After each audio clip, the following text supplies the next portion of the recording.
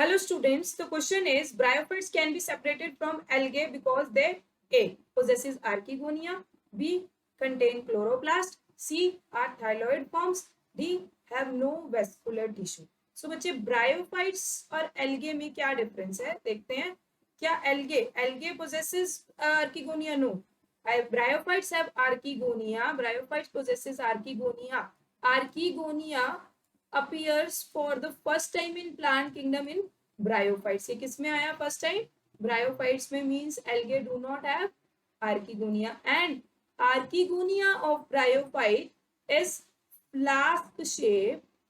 It is flask shape where the swollen base is called venter and this portion is called neck, and it has a sterile cells jacketed means the archegonium is jacketed with one egg cell and several venter canal cells. These are canal cells, and this is the female gamete egg, and here the neck cells are also present, and here these cells are called cover cells.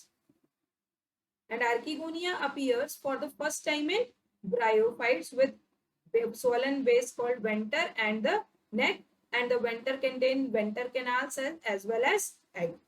B option is chloroplast. Chloroplast तो बच्चे algae और bryophyte दोनों में होगी because they both are the part of plant kingdom, photosynthetic in nature, and bryophytes as well as algae both are thyroid.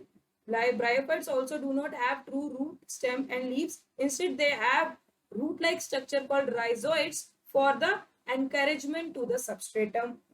And D option is have no conducting tissue. Yes, both algae and bryophytes do not have conducting tissue. So main difference of bryophytes from the algae is that bryophyte possesses archegonium. So the correct answer here is option A. Thank you.